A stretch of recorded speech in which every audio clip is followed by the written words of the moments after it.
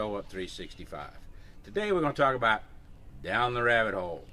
Now, the rabbit hole went straight on like a tunnel for some way, and then dipped suddenly, so suddenly that Alice had not a moment to think about stopping herself before she found herself falling down what seemed to be a very deep well.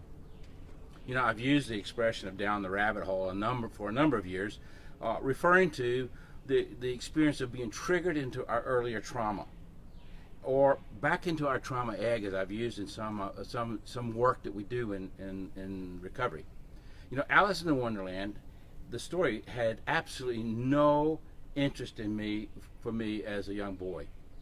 You know, however, working in the field of trauma and sexual addiction, I've developed a deep respect for the genius of Lewis Carroll. Now, one of the interpreters of Lewis was Tan Lin, and he said, "What Alice, the child, already knows, the adult has not yet learned. Or to be more precise, what Alice has not forgotten, the adult is yet to remember, as something that is by nature unforgettable." Now, the connection between Alice's dilemma and when you go down a rabbit hole in everyday life is that reality gets inverted. You suddenly become emotionally childlike. Suddenly, the wounded child in you is surrounded by a world of adults, and you become needy, demanding, and self-centered, and frightened. The alternative is to appear as mad as the Mad Hatter, usually wreaking havoc.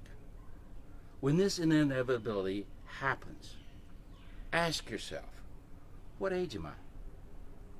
What does the little child in me need right now in this moment? Recognizing and addressing the core issues in times when you're down the rabbit hole allows you the opportunity to climb out of the rabbit hole, return to your former and healthier adult self, and make saner decisions.